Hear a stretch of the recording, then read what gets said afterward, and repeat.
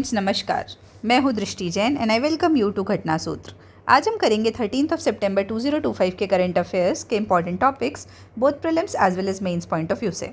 तो सबसे पहले हम चलते हैं प्रीलिम्स के फर्स्ट टॉपिक में, और वो है India participates in 4th coast guard global conference global summit in Rome, bids to host next edition in 2027। तो बोल रहे हैं कि इंडिया पार्टिसिपेट कर रहा है 4th coast guard global summit में रोम में। तो India participated in 4th coast guard global summit जो रोम इटली में हुआ 11 सितंबर से 11 और 12 सितंबर 2025 को, showcasing its maritime expertise and announcing its bid कि अब जो अगला वाला है 5th coast guard global summit वो इंडिया में होगी 2027 में। 115 कंट्रीज़ ने पार्टिसिपेट किया और इंटरनेशनल ऑर्गेनाइजेशन ने, और समिट वॉज को chaired by Italy and Japan. Theme की बात करते हैं तो it shared ethos of being guardians at sea. ठीक है। बिडिंग की बात करते हैं तो इंडिया ने प्रपोज किया था 5th एडिशन के लिए, ऑलरेडी उसके लिए अप्रूवल मिल चुका है। की फैक्ट्स की बात करते हैं तो ग्लोबल कंटेक्स्ट, तो ये इनिशिएट हुआ था 2017 में by Japan coast guard and Nippon foundation. Italy की जो पीएम है Giorgia Meloni and Japan PM Shigeru Ishiba address the 4th edition. Indian coast guard operate करते हैं over 150 ships in 70 aircrafts. Recent operations की बात की जाए तो marine pollution response exercises Arabian sea में और बे ऑफ बंगाल में हो रही है। इंडिया के इनिशिएटिव्स है जैसे सागरमाला और मैरीटाइम इंडिया विजन 2030 वो अलाइन करते हैं कोस्ट गार्ड ग्लोबल समिट के गोल्स के हिसाब से। Next topic is union minister of commerce and industry Shri Piyush Goyal inaugurates APEDA's first office in Patna, marking a new chapter in Bihar's agri export journey. तो union minister of commerce and industry जो पीयूष गोयल जी हैं उन्होंने inaugurate किया है first APEDA regional office Patna में during the Bihar idea festival. The initiative aims to empower farmers, तो किसको किसको एम्पावर कर रहा है? फार्मर्स को, FPOs को, farmer producer company corporations companies को, वुमेन एंटरप्रेन्योर्स को, और बूस्ट कर रहा है exports of GI tagged and ODOP products like Mithila makhana, शाही लीची, जरदालू मैंगो एंड मगही पान। की हाईलाइट्स की बात करते हैं तो फर्स्ट एक्सपोर्ट कंसाइनमेंट है, उसमें 7 million tonnes GI tagged Mithila makhana जो फ्लैग्ड ऑफ हुआ है कहाँ के लिए? न्यूजीलैंड के लिए, कनाडा के लिए और USA के लिए, by women entrepreneur miss Neha Arya, Darbhanga से हैं ये। नेक्स्ट इज एक्सपोर्ट माइलस्टोन की बात की जाए तो जो मिथिला मखाना है वो एक्सपोर्ट हो रहा है UAE और USA के लिए। जरदालू मैंगो एक्सपोर्ट हो रहा है इंटरनेशनली इन 2023, और प्रोडक्ट्स लाइक तिलकुट, तिल लड्डू, शाही लीची आर गेनिंग ग्लोबल बायर्स। अब की फैक्ट्स में हम आते हैं एपेडा के बारे में। तो agricultural and processed food products export development authority जो है वो 1986 में बनी थी अंडर एपेडा एक्ट 1985, और मिनिस्ट्री है कॉमर्स एंड इंडस्ट्री की। मैंडेट क्या है कि ये प्रमोट करेगा export of agricultural and processed food products, capacity building, GI promotion और इंफ्रास्ट्रक्चर डेवलपमेंट। फिर GI tag products from Bihar की बात करते हैं तो कौन कौन से हैं? मिथिला मखाना है, शाही लीची है, जरदालू मैंगो है, मगही पान है और कटरनिया राइस है। फिर विमेन लेड ट्रेड की बात करते हैं तो फर्स्ट इंटरनेशनल मखाना कंसाइनमेंट है जो विमेन एंटरप्रेन्योर के द्वारा भेजा गया, and it showcases inclusive trade promotion. India की जो एग्री एक्सपोर्ट है वो क्रॉस हुआ है अभी $53 बिलियन इन 2023-24, और बिहार कंट्रीब्यूट कर रहा है approximately 10% of India's fruit and vegetable output, but only a small share in export. तो इसका कॉन्ट्रीब्यूशन फूड वेजिटेबल और फ्रूट्स में काफ़ी ज़्यादा है, 10% है, लेकिन एक्सपोर्ट में बहुत कम है। Next topic is Kerala capital to host 2-day blue economic conclave. तो केरला में 2-day ब्लू इकोनॉमिक कॉन्क्लेव होने वाला है तिरुवनंतपुरम में 18 से 19 सितंबर 2025 को, जिसका टाइटल है ब्लू टाइड्स 2 शोर्स 1 विजन, और ये ऑर्गेनाइज कर रहा है fisheries department of Kerala in collaboration with union government और यूरोपियन यूनियन के साथ मिलकर। पार्टिसिपेशन की बात करेंगे तो इसमें डेलीगेट्स आ रहे 29 यूरोपियन कंट्रीज से, और 17 countries have express their confirmation. Dignitaries की बात करते हैं तो ये अटेंड किया जाएगा जो US एम्बेसडर है इंडिया और भूटान के लिए हैरवी डेल्फिन के द्वारा, announced by the Kerala fisheries minister साजी चेरियान। ठीक है। फिर next is confirm participating countries, आपको याद नहीं करना है, बस आपको ये याद रखो यूरोपियन यूनियन की कंट्रीज पार्टिसिपेट कर रही है बहुत सारी। की फैक्ट्स की बात करते हैं तो ब्लू इकोनॉमी क्या होता है? सस्टेनेबल यूज़ है ओशियन रिसोर्सेज का for economic growth, improved livelihood and ocean ecosystem health. India की पॉलिसी लिंकेजेस की बात करते हैं तो ड्राफ्ट ब्लू इकोनॉमी पॉलिसी है 2021 की, सागरमाला प्रोग्राम है, मैरीटाइम इंडिया विजन है 2030 का, और इंडिया का जो रोल है इंटरनेशनल सीबेड अथॉरिटी और UN क्लॉज में 1982 में। फिर इंडिया की कोस्ट लाइन की बात करते हैं तो 7517 किलोमीटर है with 12 major and 200+ minor ports. Exclusive economic zone की बात करते हैं तो हमारा 2.37 मिलियन स्क्वायर किलोमीटर की एक्सक्लूसिव इकोनॉमिक जोन है। और ब्लू इकोनॉमी की कंट्रीब्यूशन की बात करें तो एस्टिमेटेड है 4% ऑफ इंडियाज़ जीडीपी पे।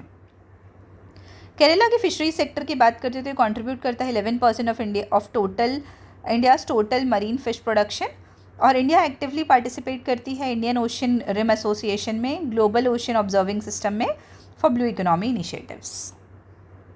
फिर जगदीप छोकर को founder of ADR passes away at 81। ये इंपॉर्टेंट न्यूज़ है। एडीआर आप सभी को पता है एसोसिएशन फॉर डेमोक्रेटिक रिफॉर्म्स, एक एनजीओ है। तो जगदीप एस छोकर को founder of association for democratic reforms, उनकी डेथ हुई है दिल्ली में 81 ईयर्स में।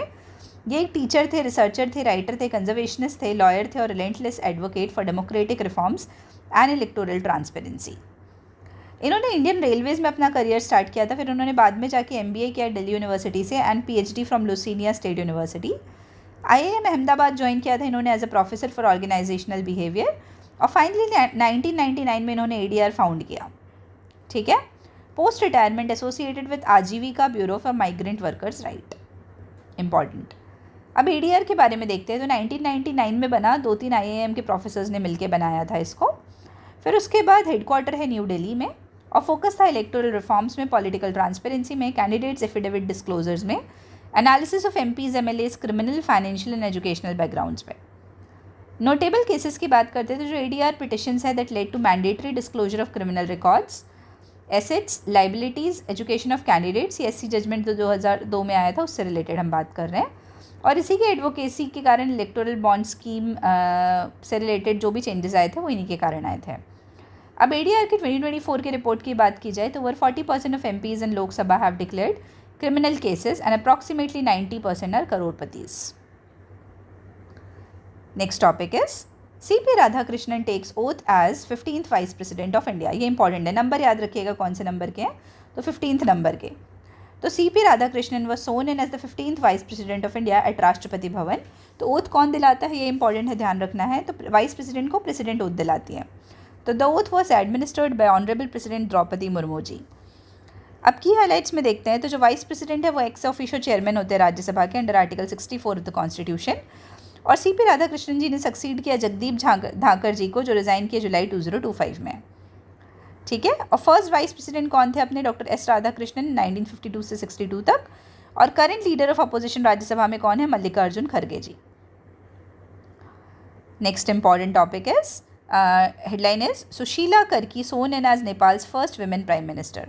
तो नेपाल की जो प्रेसिडेंट है रामचंद्र पौडेल, उन्होंने अपॉइंट किया former chief justice Sushila Karki को as the country's new prime minister and dissolve parliament on September 12, 2025। अभी काफ़ी ज़्यादा प्रोटेस्ट हुए ना, उसके बाद की बात है। Miss Karki is the first women to hold the office of prime minister in Nepal. और फ्रेश इलेक्शंस अनाउंसड है 5 मार्च 2026 के लिए। ठीक है। उसके बाद आते हैं हम सुशीला कर्की के बारे में देखते हैं। ये फॉर्मर चीफ जस्टिस है सुप्रीम कोर्ट ऑफ नेपाल की, और इन्होंने लैंडमार्क रूलिंग्स दी हैं करप्शन और गवर्नेंस पे। एजुकेशन की बात की जाए तो ये मास्टर्स इन पॉलिटिकल साइंस है और LLB किया है इन्होंने बनारस हिंदू यूनिवर्सिटी इंडिया से।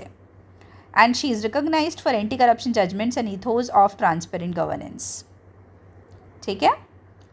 Next topic is centre clears translocation of tigers from Tadoba Pench to Sahyadri reserve.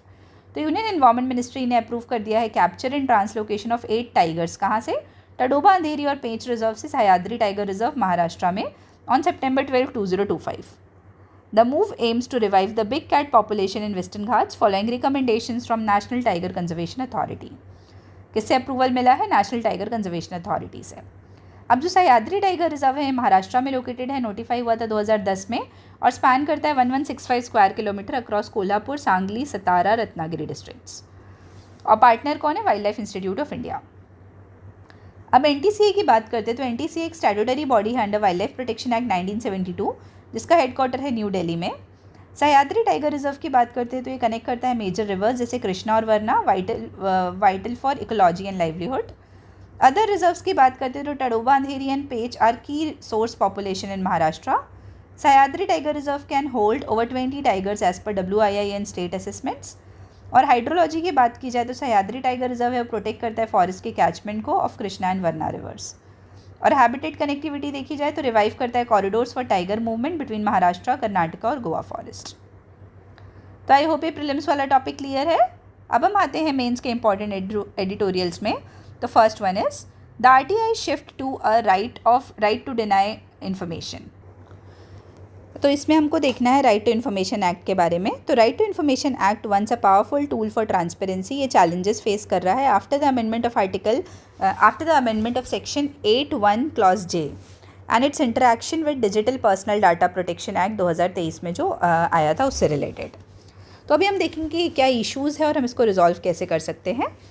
तो सबसे पहले की हाइलाइट्स में देखते हैं कि ओरिजिनल प्रोविजन क्या है। तो सेक्शन 8(1)J ने अलाउ किया था denial of information if it had no public interest and constituted an unwarranted invasion of privacy. तो उसमें क्या था कि हम कुछ इन्फॉर्मेशन डिनाई कर सकते हैं यदि ऐसा लग रहा है कि ये हमारे प्राइवेसी को ब्रीच कर रहा है। It included safeguards by requiring larger public interest justification. तो यदि पब्लिक इंटरेस्ट जस्टिफिकेशन है तो आपको देना पड़ेगा। फिर अभी जो अमेंडमेंट है उसमें क्या है कि the recent change has reduced the length of the section to just 60 words creating ambiguity. It now broadly classifies information as personal thereby increasing denials. तो हो सकता है कि अब डिनाइल काफ़ी ज़्यादा बढ़ जाएगा क्योंकि इसमें क्लियर कट डेफिनेशन कुछ नहीं दी है। फिर कॉन्फ्लिक्ट ऑफ इंटरप्रिटेशंस की बात करते हैं तो नेचुरल पर्सन का इंटरप्रिटेशन जो है ये डिफाइन करता है पर्सन को एज नेचुरल और लिविंग इंडिविजुअल। ये जो DPDP है, digital personal data protection act है, उसके हिसाब से बोला जाए तो एक्सपैंड करता है पर्सन को to include family, community, associations और वाइडन करता है scope of information denial. Practical consequences की बात करते हैं तो जो रूटीन एडमिनिस्ट्रेटिव इन्फॉर्मेशन है may now be rejected as personal और around 90% of information request could face denial.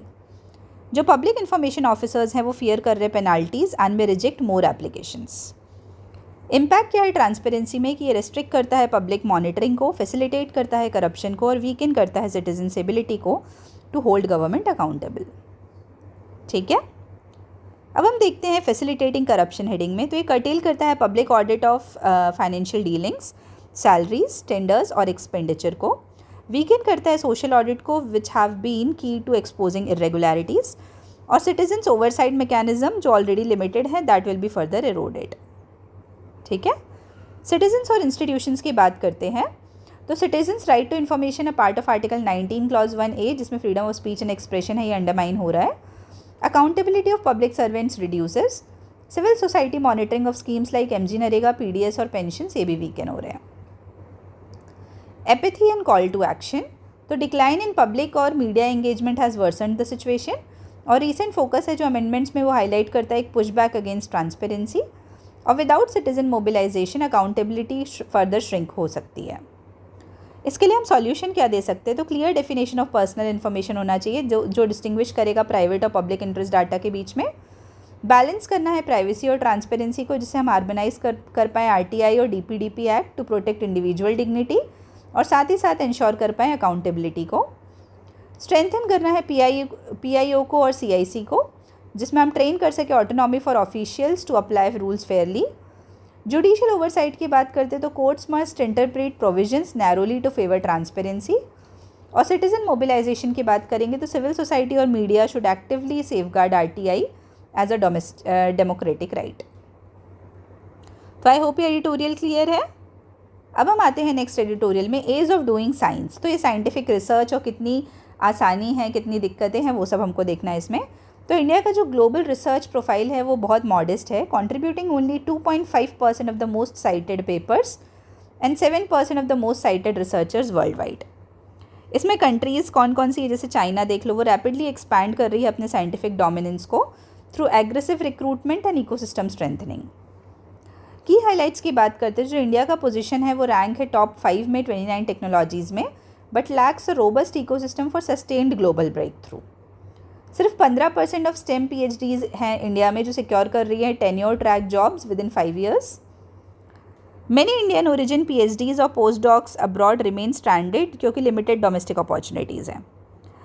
Global trends की बात करते हैं, जो कंट्रीज़ है जैसे China, young 1000 talents programme, France की बात करते हैं choose Europe for science initiative, ये एक्टिवली रिक्रूट कर रही global talent. India risks losing its talent pool to such international opportunities unless credible pathways are created. अब डोमेस्टिक गैप्स की बात करते हैं तो compensation for scientist remain uncompetitive compare to global benchmarks. Limited career pathways हैं young researchers के लिए, lack of long term absorption and clear progression routes. और वीक मिशन ओरिएंटेड रिसर्च है जो स्ट्रीम करता है फ्रैगमेंटेड कैपेसिटी को। पॉजिटिव डेवलपमेंट्स की बात करते हैं तो establishment of focused research organisations है as a mission oriented nodes for strategic science. Government support है through Anusandhan national research foundation and India का फर्स्ट इनोवेशन फंड। जैसे एग्जाम्पल ले लिया जाए तो आईआईटी दिल्ली और डीआरडीओ ने मिलकर अचीव किया है 1 kilometre free space quantum secure communication, जो शोकेस करता है potential of mission driven research. Challenges क्या क्या है? इनएडिक्वेट फंडिंग और इंफ्रास्ट्रक्चर है for large scale projects, over Reliance है इंपोर्टेड टेक्नोलॉजीज में और फ्रेगमेंटेड रिसर्च इन्वेस्टमेंट में, लैक ऑफ इंटीग्रेशन है बिटवीन एकेडमिक रिसर्च, इंडस्ट्री और गवर्नमेंट मिशंस।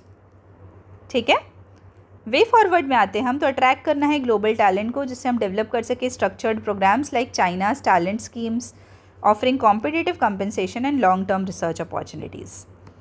स्ट्रेंथन करना है रिसर्च इकोसिस्टम को जिसमें हम रिसर्च इन्वेस्ट करेंगे फोकस्ड रिसर्च ऑर्गेनाइजेशंस में जो हब्स हैं इंडिजीनियस इनोवेशन के और क्रॉस डिसिप्लिनरी कोलैबोरेशन के। लिंक करेंगे एकेडेमिशिया को इंडस्ट्री और डिफेंस के साथ जिसमें बिल्ड करेंगे sustainable pathways for translational research critical areas में जैसे क्वांटम टेक्नोलॉजी में, बायोटेक में, एआई में और स्पेस में। एंश्योर करेंगे कैरियर प्रोग्रेशन जिसमें हम इंट्रोड्यूस कर पाएंगे structured tenure track systems, post doctoral fellowships और clear evaluation matrix for Indian researchers. Strategic sovereignty लाएंगे साइंस में जिसमें हम रिड्यूस कर पाएंगे dependence on imported technologies by embedding R&D into national security और इंडस्ट्रियल फ्रेमवर्क्स में। ठीक है, तो आई होप ये एडिटोरियल भी क्लियर है आपको। अब हम आज का लास्ट एडिटोरियल करेंगे, ये बहुत इंपॉर्टेंट है, स्टार मार्क कर लीजिए 5 के, इसको कंटेक्स्ट समझना बहुत इंपॉर्टेंट है। काठमांडू रिजोल्यूशन, तो अभी नेपाल में जो इशू चल रहा है उससे रिलेटेड है। तो Nepal is witnessing youth uprising rooted in discontent with inequality, corruption और अनएम्प्लॉयमेंट। तो क्या क्या रीज़न है? इनइक्वालिटी, करप्शन और unemployment and failure to implement promises of 2006 comprehensive peace agreement का। ठीक है, अब इसका हिस्टोरिकल कंटेक्स्ट देखते हैं। तो नेपाल ने साइन किया था कॉम्प्रिहेंसिव पीस एग्रीमेंट 2006 में माओइस्ट और गवर्नमेंट के बीच में जिसने एंड किया था डिकेड लॉन्ग सिविल वॉर। क्या हुआ? अब जो कॉम्प्रिहेंसिव पीस एग्रीमेंट है उसमें प्रॉमिस किया गया था democratic governance, rule of law, protection of human rights और ट्रांजिशनल जस्टिस। जो इंस्टीट्यूशंस है जैसे truth and reconciliation commission and commission on enforced disappearances ये स्टैब्लिश हुए थे बट ये इनइफेक्टिव रहे बहुत। अब प्रेजेंट क्राइसिस की बात करते हैं तो अभी क्या हो रहा है? बहुत ज़्यादा अनएम्प्लॉयमेंट है 20%, लो पर कैपिटा इनकम है और करप्शन काफ़ी ज़्यादा बढ़ गया है जिससे एंगर बहुत बढ़ गया है। जो रूलिंग एलाइट है वो वेल्थ एंजॉय कर रही है और प्रिविलेजेस, जबकि जो ऑर्डिनरी नेपालीज हैं उनको बहुत ज़्यादा इकोनॉमिक हार्डशिप्स फेस करनी पड़ रही है। जो जेन जी प्रोटेस्ट है वो मोबिलाइज कर रहे हैं under hashtags like nepo kids and nepo babies, targeting dynastic, जो नेपोटिज्म होता है उसके रेफरेंस में डायनेस्टिक पॉलिटिक्स और करप्शन को टारगेट कर रहे हैं। Failure of successive governments to implement transitional justice, address socio economic grievances and uphold CPA promises deepens crisis. तो इससे क्राइसिस और ज़्यादा बढ़ जा रहा है। सोशल मीडिया और यूथ एंगर की बात की जाए तो सोशल मीडिया मोबिलाइजर की जैसे एक्ट कर रहा है। जो प्रोटेस्ट हैं वो रिजेंबल कर रहे हैं जैसे अरब स्प्रिंग में मूवमेंट्स हुए थे उसके जैसे। और इंटरनेशनल डायमेंशन की बात करते हैं तो जो ग्लोबल एक्टर्स हैं जैसे UN जो इनिशियली पीस बिल्डिंग को सपोर्ट कर रहे थे वो अभी बहुत दिन से उनका एंगेजमेंट उनसे भी कम हो गया है। And failure to meet international human rights and justice standards hamper कर रहे हैं नेपाल की क्रेडिबिलिटी को। इसमें चैलेंजेस क्या क्या हैं कि वीक ट्रांजिशनल जस्टिस मैकेनिज्म है, करप्शन बहुत ज़्यादा है, अनएम्प्लॉयमेंट और इनइक्वालिटी बहुत ज़्यादा और ट्रस्ट नहीं बचा है सिटीजन्स और स्टेट इंस्टीट्यूशंस के बीच में। इसके लिए कर क्या सकते हैं हम? तो रिवाइटलाइज करना है कॉम्प्रिहेंसिव पीस एग्रीमेंट को, इंक्लूसिव इकोनॉमिक रिफॉर्म्स लाना है जिससे एड्रेस हो सके unemployment, inequality with youth centred job creation, corruption कम करना है, जुडिशरी के इंडिपेंडेंस वापस लाना है, पॉलिटिकल रिफॉर्म्स पे फोकस करना है जिससे में हम रिड्यूस कर सके डायनेस्टिक कैप्चर ऑफ पॉलिटिक्स और मेरिट बेस्ड लीडरशिप ला सके, और इंटरनेशनल एंगेजमेंट में फोकस करना है जिसमें ग्लोबल सपोर्ट मिल सके नेपाल को पीस बिल्डिंग और डेमोक्रेटिक कंसोलिडेशन में। ठीक है, तो आई होप ये क्लियर है। अब हम शाम को मिलेंगे इससे रिलेटेड करंट अफेयर्स के क्वेश्चंस को लेके। तब तक के लिए आप सभी को बहुत बहुत धन्यवाद and all the very best. Thank you.